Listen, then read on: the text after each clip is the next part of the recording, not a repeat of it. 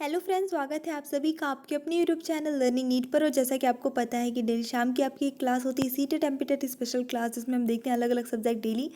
आज हम देखने वाले हैं यहाँ पे सामाजिक अध्ययन के प्रश्न। ज़्यादा प्रश्न जो है मेन है हमारे आज के टॉपिक रहेंगे, वो रहेंगी पैडागोजी की, यानी कि एसएसटी पैडागोजी के क्वेश्चन हम आज देखने वाले हैं।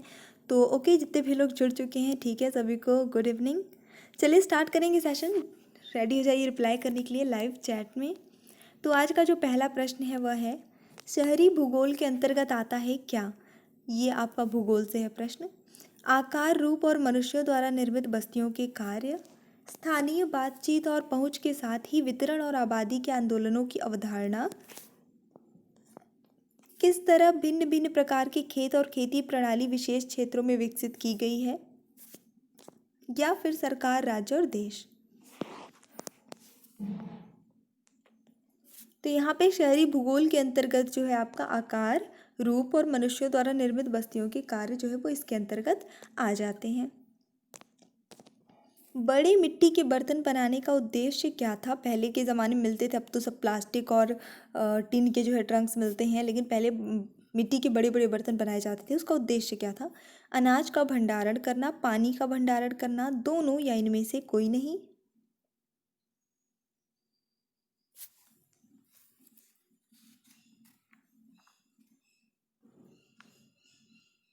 तो चलिए देख लेते हैं इस प्रश्न के लिए। जो प्राचीन समय में मिट्टी के बर्तन जो बनाए जाते थे वो बेसिकली अनाज का भंडारण करने के लिए बनाए जाते थे। पानी का भंडारण उस समय पे ज़्यादा लोग नहीं करते थे। क्या है कि वो अपनी बस्तियां जो है वो नदी या तालाब के किनारे, यानी कि जो वाटर बॉडीज़ होती हैं उन्हीं के किनारे ही अपनी जो है रहने का जगह बनाते थे, ठिकाना बनाते थे। और तो पानी का भंडारण करने का उनको इतना ज़्यादा ज़रूरत नहीं पड़ता था। मेन बड़ी मिट्टी के जो बर्तन बनते थे वो अनाज का भंडारण करने के लिए बनाया करते थे। ठीक है, फिर इसके बाद अगला जो प्रश्न है, निम्नलिखित में से कौन सा कथन सतत और व्यापक मूल्यांकन से संबंधित है? आसान और रटकर अधिगम करने के लिए प्रोत्साहित करना, प्रभावी चिंतन सोच के लिए कोई रास्ता न देना, बाल केंद्रित शिक्षण तरीकों का समर्थन करना, या फिर केवल मूल्यांकन के लिए सहशैक्षिक पहलुओं पर बल देना। जो संबंधित होगा आपको वो बताना है। चलिए देख लेंगे। यहाँ पे जो सही उत्तर होगा आपका वो हो जाता है बाल केंद्रित शिक्षण तरीकों का समर्थन करना। अगला प्रश्न,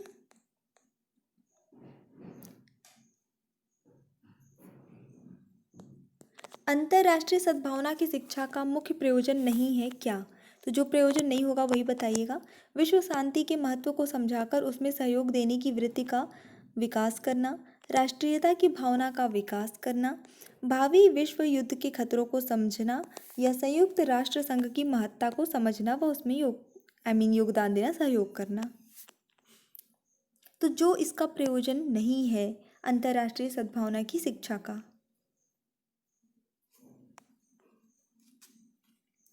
चलिए देख लेंगे हम इस प्रश्न के लिए। जो सही उत्तर हो जाएगा वो क्या होता है? तो देखिए विश्व, क्योंकि अंतर्राष्ट्रीय सद्भावना की बात आ रही है, तो देखिए यहाँ पे हर चीज़ पूरे विश्व से रिलेटेड होगी। तो यहाँ विश्व शांति की बात हो रही है, यहाँ विश्व के पे आने वाले खतरों की बात हो रही है, यहाँ पे संयुक्त राष्ट्र संघ की महत्ता की बात हो रही है। तो ये सारे इसके प्रयोजन है। राष्ट्रीयता की भावना का विकास करना इसके प्रयोजन के अंतर्गत नहीं आएगा। ठीक है, ये अंतर्राष्ट्रीय सद्भावना का उद्देश्य नहीं रहेगा। चंद्रमा और उसकी कलाओं को स्पष्ट करने के लिए कौन सी शिक्षण विधि उपयोगी है? अनुसंधान विधि, निरीक्षण विधि, समस्या विधि, या फिर स्रोत संदर्भ विधि।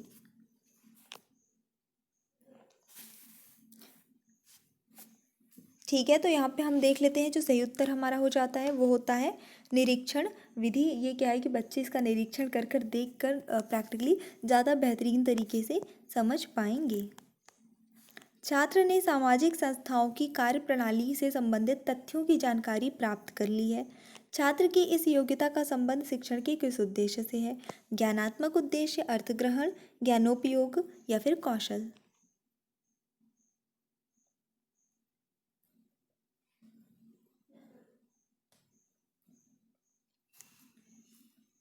तो कहीं ना कहीं छात्र ने सामाजिक संस्थाओं की कार्यप्रणाली को समझा है, यानी कि उससे रिलेटेड ज्ञान जो है वो उसने प्राप्त कर लिया है। तो ये ज्ञानात्मक उद्देश्य की जो है पूर्ति हुई है यहाँ पे। प्राथमिक कक्षा को रामायण प्रकरण पढ़ाना चाहते हैं, इसके लिए सर्वश्रेष्ठ विधि कौन सी होगी? तो आप प्राइमरी क्लास में अगर आपको रामायण पढ़ाना है तो कौन सी विधि बेस्ट होगी? अनुसंधान, भ्रमण, कहानी, व्याख्यान। आसान है ये प्रश्न। सबसे उपयोगी होगी कहानी विधि। कहानी के रूप में बच्चे इंटरेस्ट लेके सुनेंगे भी और उसे याद भी रखेंगे। तो ऑप्शन नंबर 3 यहाँ पे सही होता है। देख कर सीखना नामक सिद्धांत पर कौन सी विधि आधारित है? वाद विवाद विधि, व्याख्यान विधि, निरीक्षण विधि या फिर पाठ्य पुस्तक विधि।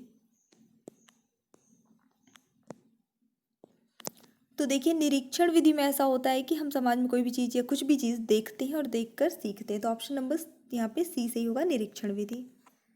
सामाजिक अध्ययन विषय के शिक्षक में निम्न गुण होने आवश्यक हैं। कौन से? सामाजिक योग्यता, बौद्धिक जागरूकता, उदार दृष्टिकोण या फिर ये सभी। ये प्रश्न जो है ना, ये अलग अलग हर सब्जेक्ट में आता है कि एक भाषा शिक्षक में क्या गुण होने चाहिए, या एक पर्यावरण अध्ययन शिक्षक के जो है अंदर क्या गुण होने चाहिए। इस तरह से ये लगभग लगभग सभी सब्जेक्ट में बनाकर आता है प्रश्न। तो चलिए हम लोग यहाँ पे देख लेंगे आपका इस प्रश्न के लिए जो सही उत्तर होता है वो होता है ऑप्शन नंबर 4, ये सभी गुण होनी चाहिए। परियोजना वह समस्या युक्त कार्य है जो स्वाभाविक प्राकृतिक वातावरण में पूरा किया जाता है। यह कथन किसका है? किलपैट्रिक का, विनिंग का, बाइनिंग एवं बाइनिंग का या फिर स्वीवैनसून का।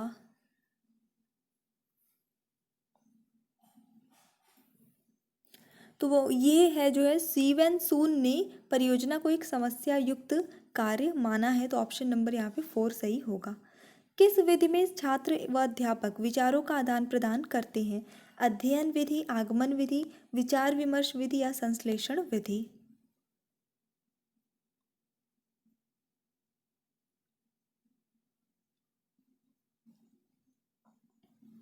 तो यहाँ पे विचार विमर्श विधि जो है वो सही होगा। इसी में विचारों का आदान प्रदान होगा। जाहिर सी बात है, नाम से समझ में आ रहा है। यह देखा गया है कि कक्षा 6 में इतिहास की पाठ्य पुस्तक के सभी अध्याय अन्यत्र शीर्षक से समाप्त होते हैं। उसमें निम्नलिखित में से क्या शामिल है? अन्यत्र वाले शीर्षक में क्या शामिल रहता है? अन्य विषयों से संबंधित जानकारी, पाठ्य पुस्तक के अगले अध्यायों के बारे में जानकारी, बाहर के वातावरण में इसी अवधारणा को जानने के अवसर, या एक ही समय में दुनिया के अन्य भागों में घटी घटनाओं की जानकारी। काफ़ी अच्छा प्रश्न है ये। चाहे आप एनसीईआरटी की बुक उठा लीजिए या फिर आप सीबीएसई की कोई बुक प्राइवेट पब्लिकेशंस की देख लीजिए, आपको हर जगह मिल जाएगा ये।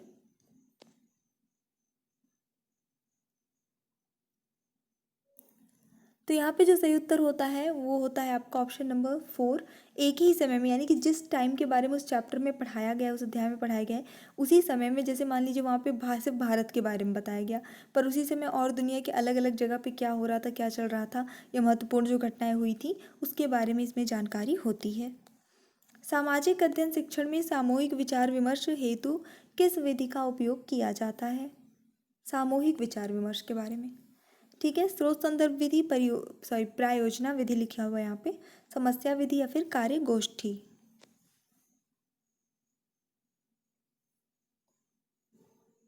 तो कार्य गोष्ठी जो होता है वो क्या होता है, जिसको हम वर्कशॉप बोलते हैं, उसमें क्या होता है कि एक ही कोई टॉपिक है, उस पर सामूहिक विचार विमर्श किया जाता है।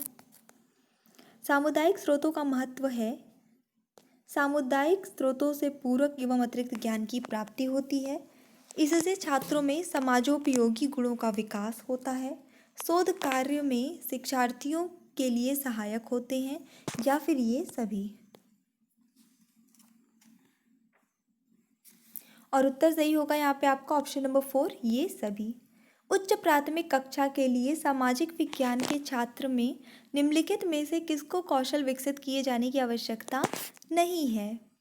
तुलना करने और अनुभवों के विपरीत कार्य करने की क्षमता, तथ्यों पर कारण से अधिक ध्यान केंद्रित करने की क्षमता, दृश्य सामग्री की व्याख्या करने की क्षमता या फिर विवेचनात्मक चिंतन।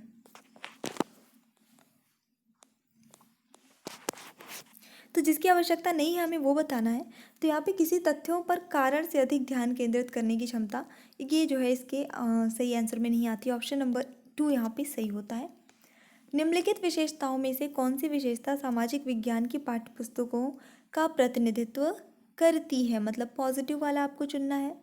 सामाजिक विज्ञान के क्षेत्र में विभिन्न घटकों के लिए असमान शिक्षण और समय और अंक आवंटित करना, लेखक की पसंद के अनुसार विभिन्न मुद्दों का विषय में वितरण, किसी भी अनजाने लिंग या सामाजिक पूर्वाग्रह से बचने के लिए प्रकाशित पाठ्यपुस्तक की समीक्षा करना, प्रत्येक अध्याय के बाद तकनीकी पदों की शब्दावली और पुस्तक के अंत में एक सूचकांक देना।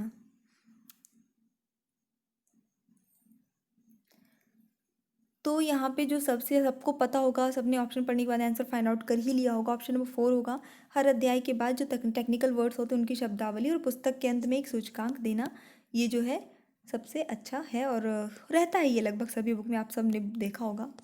प्रोजेक्ट प्रणाली के अनुसार अध्यापक की भूमिका क्या है? एक मूक और शांत दर्शक की है, केवल मूल्यांकन करने की है, केवल मार्गदर्शन करने की है या केवल प्रश्न पूछने की है? प्रोजेक्ट मेथड में ध्यान दीजिएगा। तो प्रोजेक्ट मेथड में जो है टीचर आइडियाज़ देता है, मार्गदर्शन देता है, लेकिन टीचर कुछ काम करता नहीं है, काम बच्चे ही करते, बच्चों से करवाता है। तो ऑप्शन नंबर यहाँ पे सी जो है वो सही होना चाहिए, केवल मार्गदर्शन करने की है। तो ये हमारा छोटा सा सेशन था और मुझे पूरी उम्मीद है कि आपको आज के क्वेश्चन अच्छे लगे होंगे। प्लीज़ अगर अच्छे लगे तो लाइक कर दीजिए, शेयर कर दीजिए। आप चैनल पे न्यू हैं तो सब्सक्राइब भी कर लीजिएगा। So thanks for watching, keep studying and bye bye.